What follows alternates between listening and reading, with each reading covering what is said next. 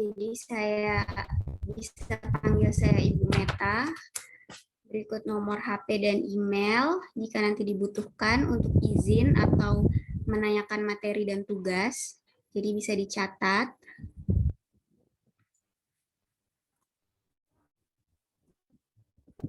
Kemudian tata tertib perkuliahan. Jadi yang pertama adalah saya minta kameranya untuk dihidupkan atau on cam. Tapi untuk yang sedang bekerja nanti bisa izin terlebih dahulu. Jadi bisa kita bicarakan. Kemudian boleh minum tetapi dilarang makan. Tepat waktu dengan toleransi keterlambatan adalah 10 menit. Kemudian jangan plagiat, ini untuk tugas dan juga untuk laporan. Kemudian adab sopan santun, jadi saya minta sopan santunnya dalam mengikuti perkuliahan dan selama perkuliahan. Kemudian itikat baik, yaitu aktif dan rajin, ini juga nanti bisa menambah nilai dari teman-teman sendiri. Oke. Untuk izin, apabila izin tidak dapat mengikuti perkuliahan, bisa dengan format nama, mata kuliah, kelas, jadwal kuliah, dan alasan izin yang logis.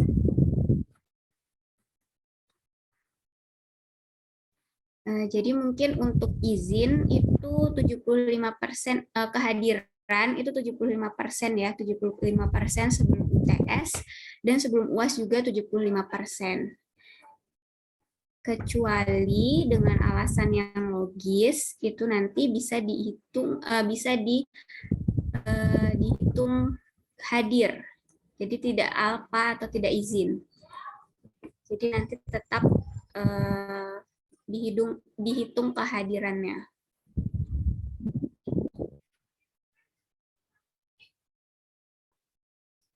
Baik, jadi saya dalam biokimia ini mendapatkan amanah untuk memberikan mata kuliah mengenai protein. Mungkin teman-teman sendiri sudah sering dengar tentang protein. Tempe mengandung protein, kemudian daging, kemudian mungkin makanan-makanan yang lain. Oke, baik, yang tidak bisa on cam dengan alasan yang jelas masih bisa dimaklumi.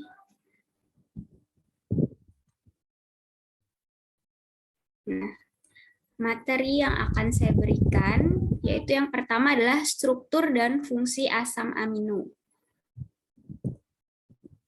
Kemudian ikatan peptida, penggolongan protein, struktur dan fungsi asam nukleat, mekanisme replikasi, transkripsi, dan translasi RNA dan DNA, dan yang terakhir adalah biosintesis protein. Untuk yang pertama, kita masuk ke materi protein. Jadi apa sih protein ini? Asal kata protein sendiri yaitu proteos, yaitu dari kata dari bahasa Yunani yang artinya adalah yang utama. Mana protein ini merupakan dalam makhluk hidup, protein ini 50% berat kering sel. Jadi dari tubuh makhluk hidup sendiri ini lebih dari 50% berat kering sel. Jadi dia kontribusinya sangat besar di dalam sel. Protein ini adalah makromolekul yang paling berlimpah, jadi paling banyak di dalam tubuh. Protein ditemukan dalam semua sel dan pada semua bagian sel dalam tubuh. Protein adalah sumber asam-asam amino yang mengandung unsur-unsur karbon, C, hidrogen, oksigen, dan juga nitrogen yang tidak dimiliki oleh lemak dan karbohidrat.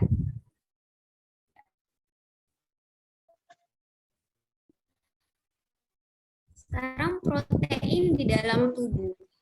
Jadi protein ini kan ada di setiap sel di dalam tubuh. Jadi sangat penting. Protein mengambil peran yang sangat penting di dalam tubuh organisme atau makhluk hidup. Pada sebagian besar jaringan tubuh, protein merupakan komponen terbesar setelah air. Kita tahu bahwa air itu komponennya sangat besar di dalam tubuh makhluk hidup atau di dalam tubuh organisme. Nah, protein ini adalah komponen terbesar setelah air, jadi jumlahnya sangat banyak.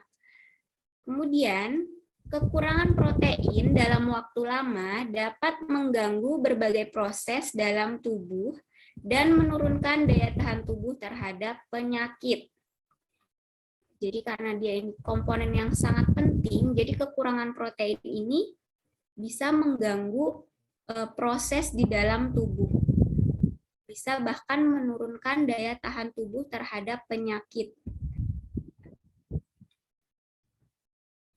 Lalu bagaimana pencernaan protein? Bagaimana tubuh kita mencerna protein? Jadi protein dari bahan makanan yang dikonsumsi manusia akan diserap dalam bentuk asam amino. Jadi kalau kita makan protein dari tempe, dari daging, dari susu, itu akan dipecah menjadi bentuk asam amino yang kemudian baru bisa diserap oleh tubuh dan sel-sel tubuh. Bila suatu protein dihidrolisis dengan asam, alkali, atau enzim, akan dihasilkan campuran asam-asam amino. Jadi kalau protein ini kita uraikan, itu ternyata dia terdiri dari asam amino. Jadi terdiri dari banyak asam amino. Nah, sebuah asam amino ini terdiri dari gugus amino, gugus hidroksil, atom hidrogen, dan gugus R yang terikat pada sebuah atom C. Kemudian metabolisme protein. Di dalam tubuh manusia terjadi suatu siklus protein yang artinya protein ini dipecah menjadi komponen-komponen yang lebih kecil, yaitu asam amino atau peptida. Jadi dia dipecah untuk digunakan oleh tubuh kita. Tetapi selain dia dipecah, ternyata di dalam tubuh juga terjadi sintesis protein baru untuk menggantikan protein yang lama. Jadi protein ini disintesis oleh ribosom. Jadi selain ada pemecahan protein, juga ada pembentukan atau sintesis protein yang baru. Beberapa asam amino, biasanya lebih dari 100 buah, ini dapat mengadakan ikatan peptida dan membentuk rantai polipeptida yang tidak bercabang. Protein dapat terdiri dari satu atau lebih polipeptida, misalnya mioglobulin, dia terdiri dari 2 polipeptida. Kemudian hemoglobulin terdiri dari 4 rantai polipeptida. Jadi bisa terdiri lebih dari 1 rantai polipeptida. Nah, tadi kan kita sudah membahas mengenai asam amino. Protein ini kalau diserap harus dipecah dulu menjadi asam amino. Jadi apa asam amino? Asam amino ini adalah monomer, penyusun protein yang berupa senyawa dengan gugus karboksil dan gugus amina. Jumlah asam amino penyusun protein ini ada 20. Sebenarnya asam amino ini ada banyak, ada 100 bahkan sampai 300 jenis. Tetapi asam amino penyusun protein ini jumlahnya ada 20. Kemudian asam amino ini berbeda hanya pada rantai samping R. Kita lihat pada gambar.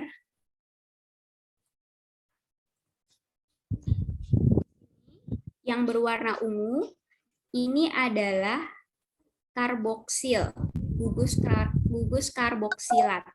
Jadi C pusat yang di tengah ini disebut dengan alfa karbon. Nah, dia mengikat, yaitu yang ungu ini ada gugus karboksil, kemudian yang kuning ini ada gugus amino, kemudian ada atom hidrogen H dan R, rantai samping R, di mana rantai samping R ini nanti yang akan menjadi pembeda dari tiap-tiap asam amino. pengelompokan asam amino. Jadi berdasarkan rantai sampingnya tadi, rantai R, asam amino ini dikelompokkan menjadi 5, yaitu asam amino nonpolar alifatik, asam amino polar netral, sebentar. Ya, ada yang raise hand? Apakah suaranya terdengar? Terdengar, Bu. Dengar, Bu. Dengar. Oke. Jadi ya, berdasarkan rantai sampingnya atau rantai R tadi, asam amino dikelompokkan menjadi 5, yaitu asam amino nonpolar alifatik, asam amino polar netral, asam amino bermuatan negatif, asam amino bermuatan positif, dan asam amino aromatik. Oke.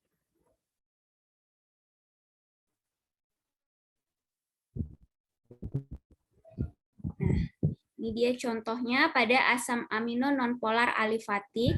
Ini ada glisin, alanin, prolin, valin, dan yang lainnya. Jadi yang ada kotak warna pink ini adalah rantai sampingnya, rantai R-nya. Jadi berbeda-beda.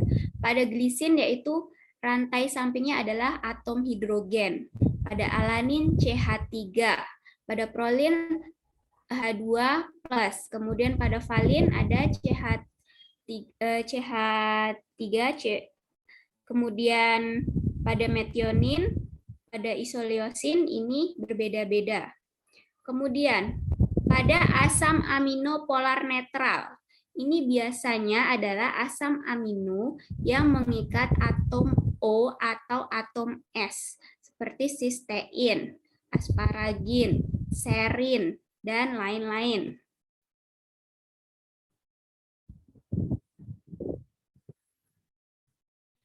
Kemudian, asam amino bermuatan negatif. Ini adalah contohnya asam aspartat dan asam glutamat, di mana dia mengikat ada asam karboksilat yang lainnya di sini, yang di kotak merah. Kemudian ada juga yang bermuatan positif.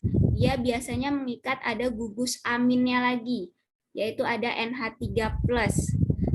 Kemudian ada asam amino aromatik seperti fenilalanin, tirosin, dan triptofan, di mana dia mengikat rantai siklik. Jadi kalau rantai siklik seperti ini bentuknya bulat, kemudian kalau rantai siklik itu harus ada yang ikatan rangkapnya, selang-seling, seperti pada gambar. Nah, ini namanya asam amino aromatik.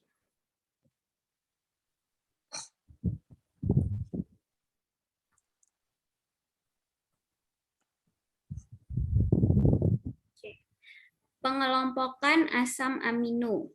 Jadi berdasarkan kemampuan tubuh dalam mensintesis, asam amino ini dibedakan menjadi 2, yaitu asam amino esensial dan asam amino non-esensial.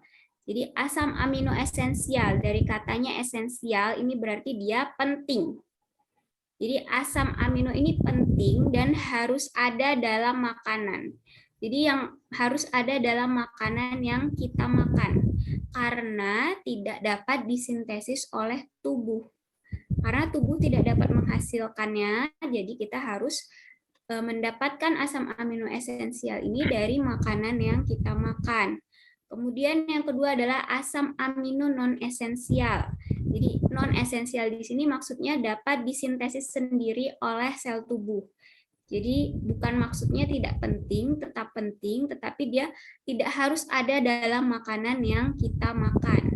Di sini ada contohnya yang esensial dan non-esensial.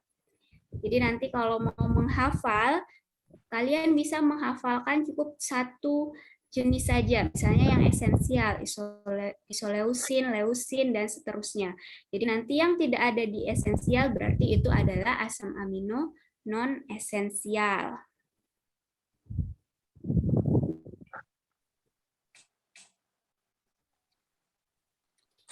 Kemudian penamaan asam amino.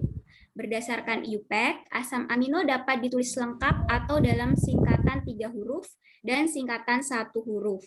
Penulisan asam amino, yaitu 20 asam amino yang umum, dapat disingkat dengan 3 huruf. Misalnya serin menjadi ser, glisin menjadi gli. Kemudian dapat lagi disingkat menjadi singkatan 1 huruf, yaitu serin S dan glisin G. Nah, ini contoh yang lain, alanin disingkat 3 huruf menjadi ala dan 1 huruf menjadi a. Valin, val, kemudian bisa disingkat juga menjadi v. Leusin, leu atau l, isoleusin, ile atau i, prolin, pro atau p, fenilalanin, fen atau f, triptofan, trp atau w, metionin, met atau m, dan seterusnya. Jadi ini sudah ada simbolnya, tinggal dihafalkan. Kemudian sifat penting asam amino. Yang pertama yaitu optis aktif. Maksudnya optis aktif ini adalah membentuk bayangan cermin menggunakan atom C pusat. Jadi seperti pada gambar, di sini C pusat adalah yang di tengah. Jadi ada yang L-alanin, ada yang D-alanin. Jadi konfigurasi L dan D ini terbentuk karena bayangan cermin ini tadi. Jadi L-alanin ini kalau NH3 plusnya ada di sebelah kiri. Kalau D itu berarti NH3-nya ada di sebelah kanan. Nah, ini contohnya.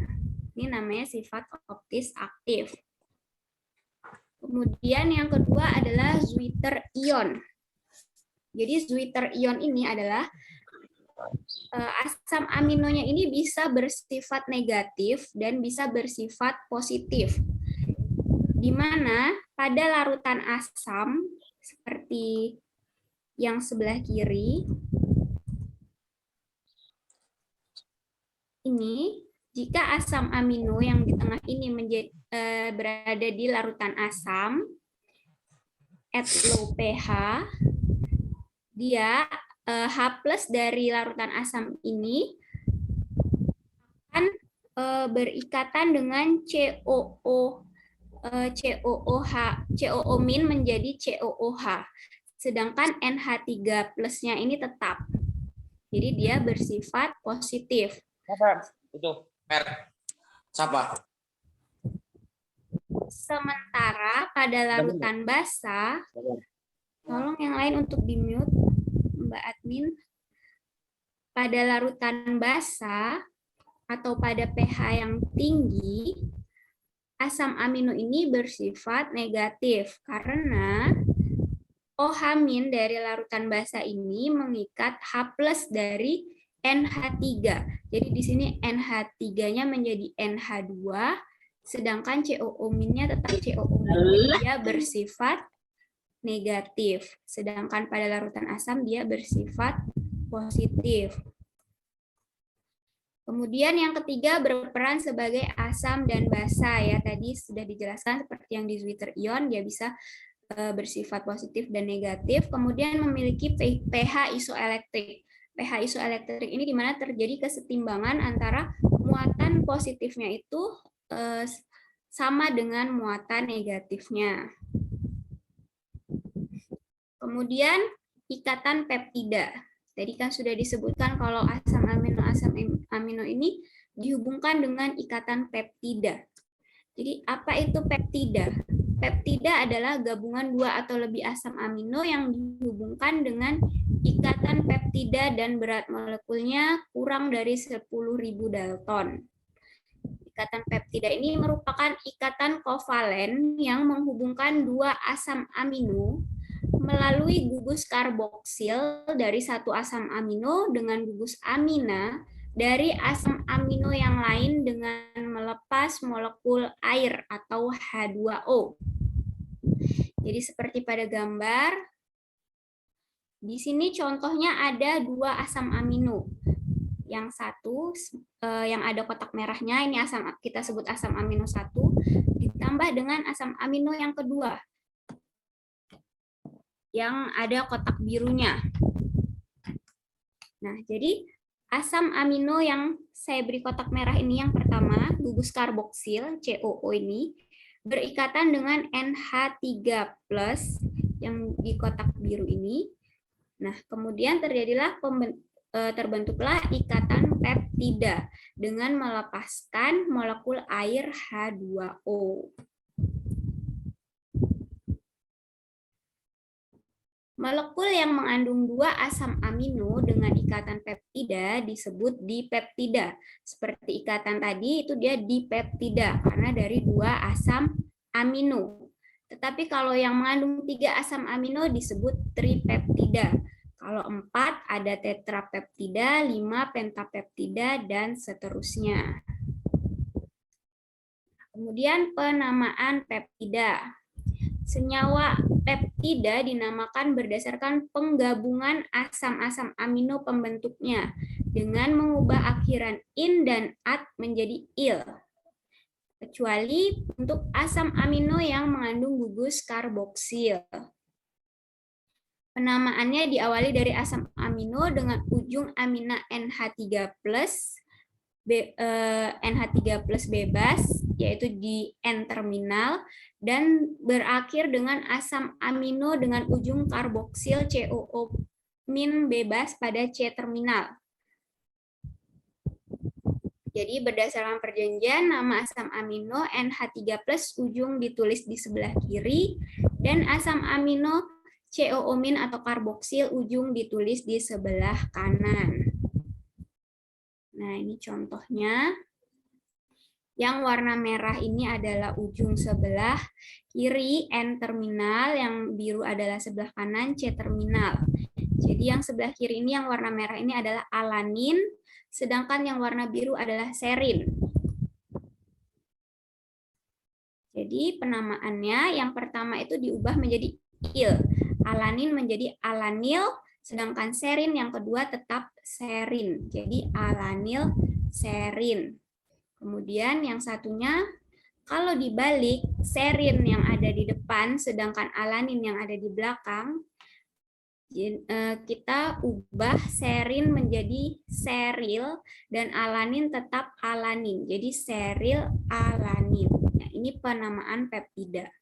Nanti kalau 3 ataupun 4 ataupun 5 itu sama. Misalnya seril, kemudian glisin menjadi seril glisil alanin. Itu kalau 3. Jadi yang terakhir yang menggunakan nama asli, sedangkan dari awal yang depan-depannya itu diubah menjadi il akhirannya, seril, glisil, alanil, dan lain-lain. Kemudian fungsi peptida. Sini ada beberapa fungsi peptida. Yang pertama yaitu hormon, sebagai hormon. Contohnya adalah hormon insulin. Dia terdiri dari 2 rantai polipeptida, masing-masing terdiri dari 30 asam amino dan 21 asam amino. Fungsinya insulin ini memicu sel untuk menggunakan glukosa sebagai bahan bakar sel. Kemudian yang kedua ada hormon oksitosin.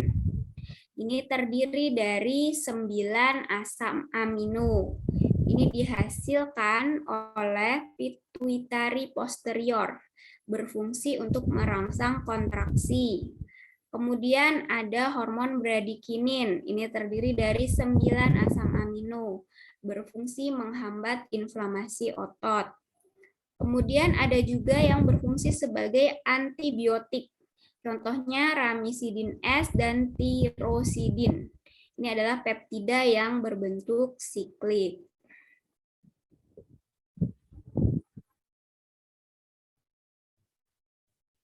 Nah, setelah kita kita mempelajari tentang asam amino dan peptida, kita kembali lagi ke protein. Jadi apa itu protein? Ternyata protein ini adalah polimer dari asam amino yang dihubungkan dengan ikatan peptida dan memiliki berat molekul lebih dari 10.000 Dalton. Jadi kita sudah mengetahui kalau asam amino ini merupakan monomer. Jadi kalau protein ini kan gabungan dari asam amino, sehingga disebutnya polimer. Polimer dari asam amino. Kalau asam amino tadi berat molekulnya kurang dari 10.000 Dalton, kalau protein ini dia sudah lebih dari 10.000 Dalton. Kemudian tingkatan struktur protein.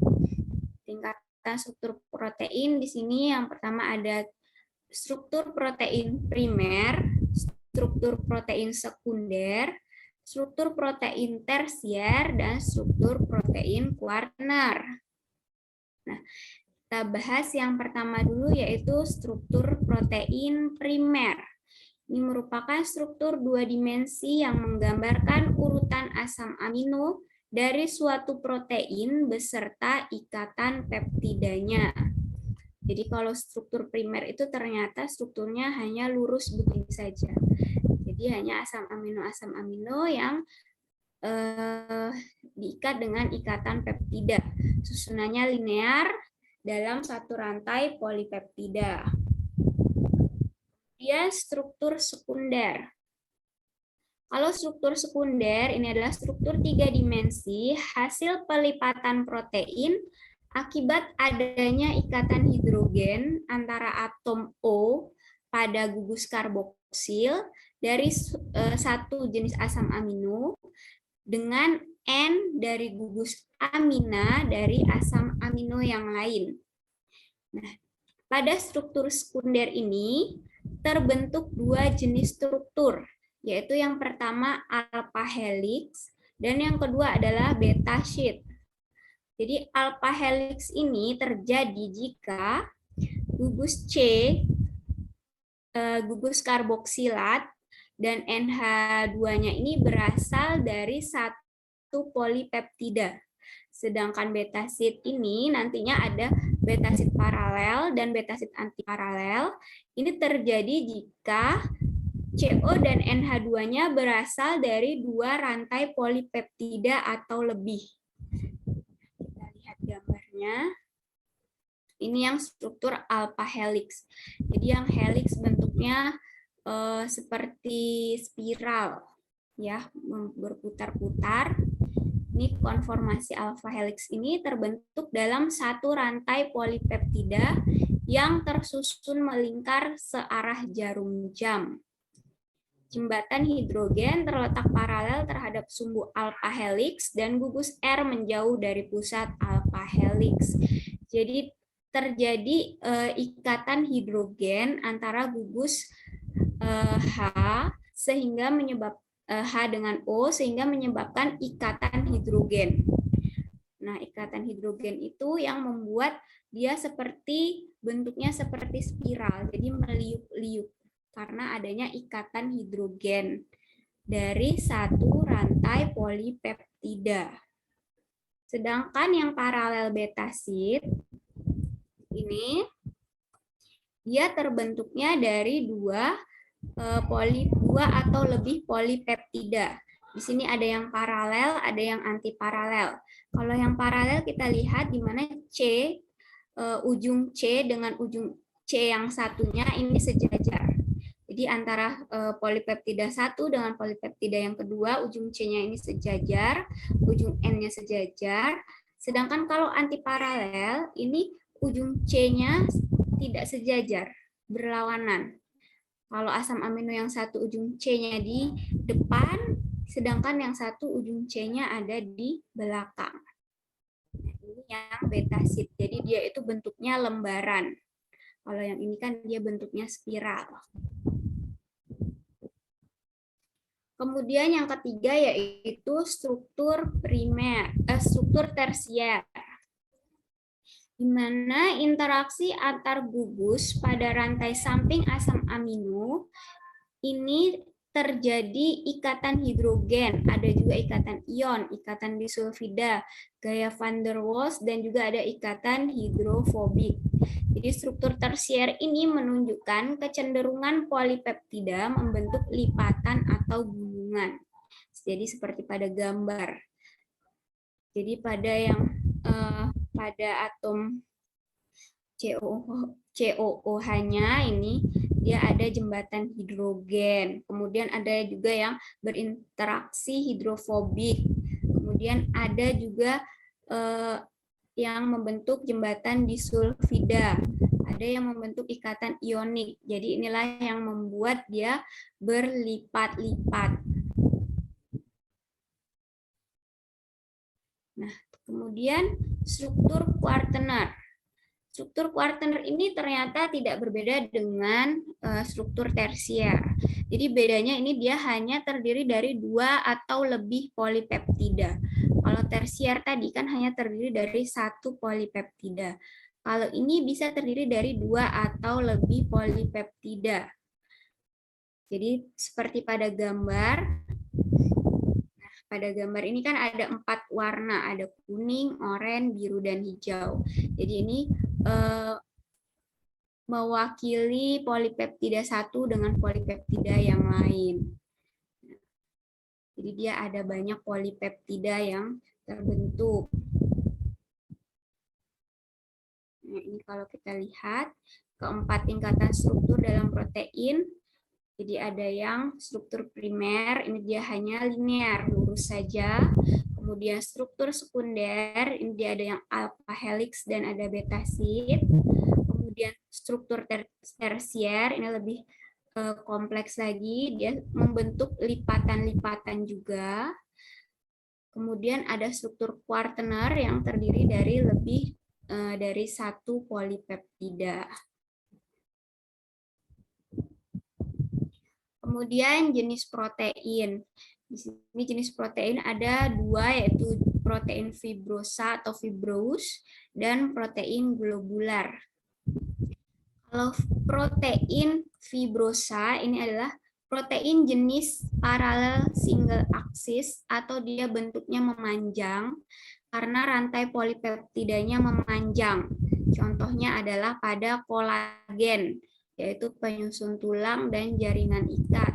Kemudian pada alfa keratin yang menyusun rambut, kuku, dan bulu. Jadi ternyata kolagen itu juga merupakan protein. Keratin yang menyusun rambut itu juga protein. Kemudian yang kedua adalah protein globular. Nah, protein ini memiliki bentuk spiral atau globular. Jadi globular, dia bentuknya bulat atau hampir bulat. Karena rantai polipeptidanya ini melingkar. Contohnya adalah albumin dan hemoglobin. Selanjutnya denaturasi protein. Jadi protein ini dapat berubah bentuknya atau rusak struktur sekunder, tersier, dan kuartenernya ini diakibatkan oleh beberapa hal. Nah, ini disebut denaturasi protein. Jadi pada gambar protein normal ini dengan lipatan-lipatannya, kemudian apabila terkena panas, asam, garam, atau pengocokan yang berlebih, lipatan-lipatan ini akan terbuka atau terlepas. Jadi dia terdenaturasi. Nah, denaturasi protein ini tidak merusak struktur primer atau ikatan kovalen dalam protein. Jadi dia tidak memecah ikatan peptida, yang dipecah hanyalah ikatan hidrogen. Seperti tadi yang sudah dijelaskan pada struktur protein, bahwa ikatan hidrogen itulah yang membuat protein ini menjadi bentuknya berlipat-lipat, bisa membentuk seperti alpha helix. Nah, pada denaturasi protein ini, ikatan hidrogen inilah yang terputus atau terlepas. Kembalinya fungsi biologis protein dari keadaan terdenaturasi ini dinamakan dengan renaturasi. Jadi normal protein saat terdenaturasi, ya, jadi denaturasi protein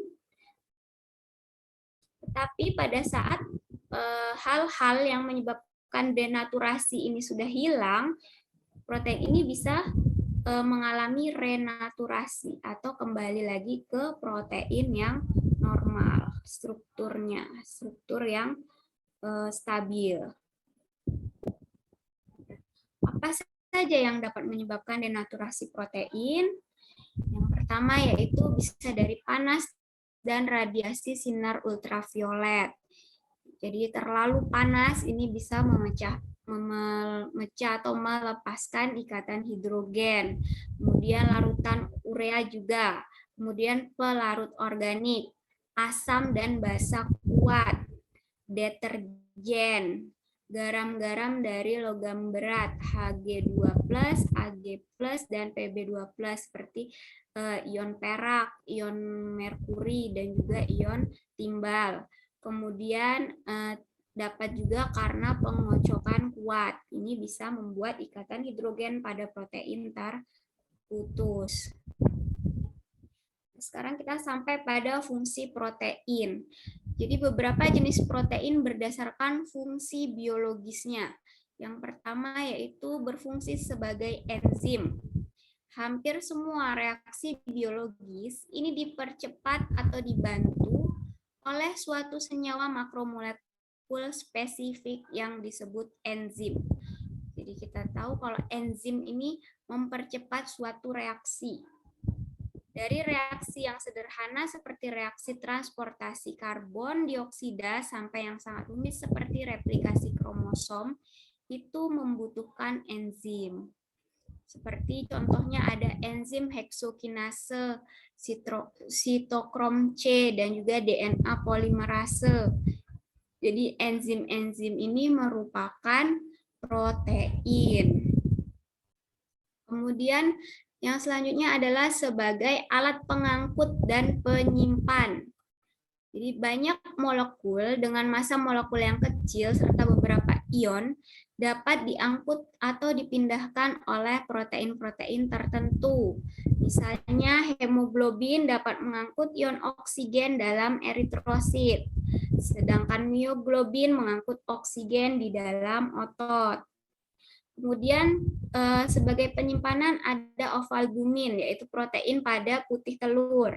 Berfungsi sebagai sumber asam amino untuk perkembangan ayam, untuk perkembangan dari telur. Kemudian yang ketiga sebagai pengatur pergerakan. Protein merupakan komponen utama daging. Gerakan otot terjadi karena adanya dua molekul protein yang saling bergeseran. Contohnya adalah aktin dan miosin. Jadi dia bertanggung jawab atas kontraksi otot. Yang kelima, penunjang mekanis. Jadi kekuatan dan daya tahan robek kulit dan tulang disebabkan adanya kolagen. Kulit dan tulang kita ini kan tidak gampang robek. Nah, itu ternyata karena adanya kolagen, suatu protein bulat panjang dan mudah membentuk serabut. Jadi dia yang mempertahankan bentuk tulang dan juga kulit. Kemudian yang kelima adalah pertahanan tubuh. Sebagai pertahanan tubuh biasanya dia dalam bentuk antibodi, yaitu suatu protein khusus yang dapat mengenal dan menempel atau mengikat benda-benda asing yang masuk ke dalam tubuh seperti virus, bakteri, dan juga sel-sel asing yang tidak dikenal oleh tubuh. Yang keenam, sebagai media perambatan impuls saraf. Ya, fungsinya biasanya berbentuk reseptor. Contohnya rodopsin, suatu protein yang bertindak sebagai reseptor penerima warna atau cahaya pada sel-sel mata. Selanjutnya yaitu sebagai pengendalian pertumbuhan, yaitu protein ini bekerja sebagai reseptor dalam bakteri yang dapat mempengaruhi fungsi bagian-bagian DNA yang mengatur sifat dan karakteristik bahan. Ya. Sekian materi mengenai protein. Sampai di sini apakah ada yang ditanyakan?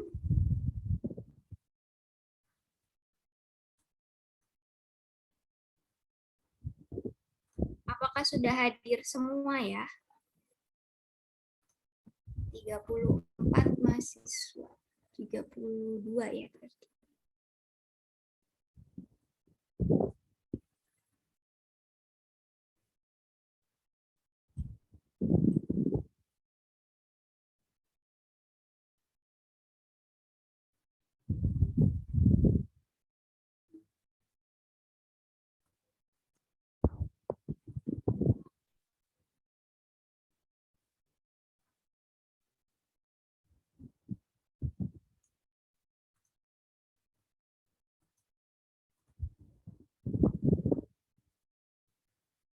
Jangan lupa mengisi absen melalui link yang sudah dibagikan.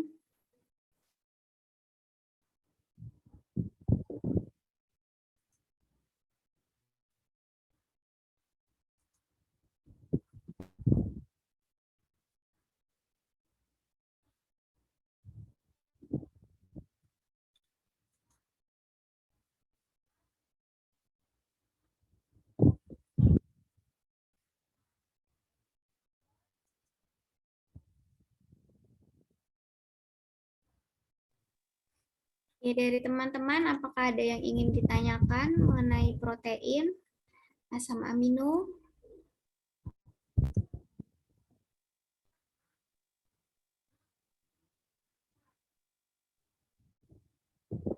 Untuk teman-teman dari D3 Farmasi ini banyak yang sedang bekerja ya, karena banyak sekali yang off-cam. Tapi hanya beberapa yang izin.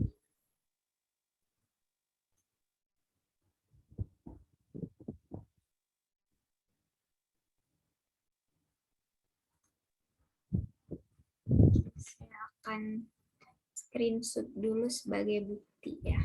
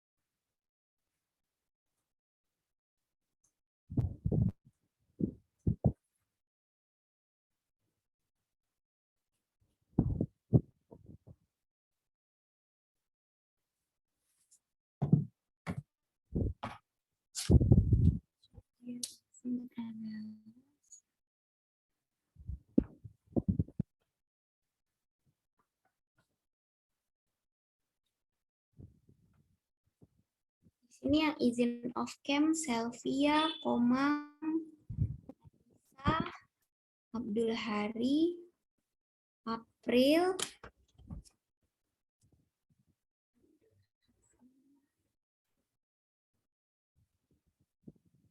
Dea, Vira,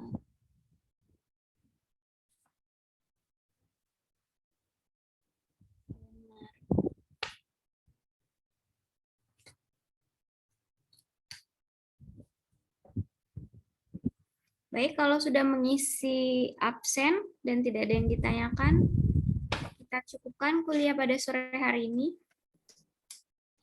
Sudah cukup jelas? Ya Allah, jelas, Bu. Jelas, Bu. Baik, kalau begitu saya akhiri. Terima kasih sudah mengikuti perkuliahan sore hari ini. Assalamualaikum warahmatullahi wabarakatuh. Waalaikumsalam warahmatullahi wabarakatuh. Waalaikumsalam warahmatullahi wabarakatuh. Warahmatullahi wabarakatuh. Ya, sama-sama. Oh ya, untuk penanggung jawab biokimia siapa ya? Bukan. Siapa?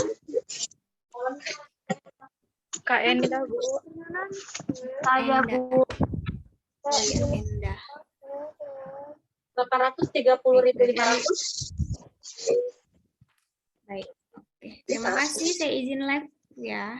Nomor teleponnya berapa, Pak? Iya, Bu. Ya.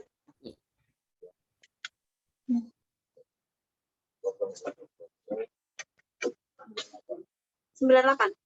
00098.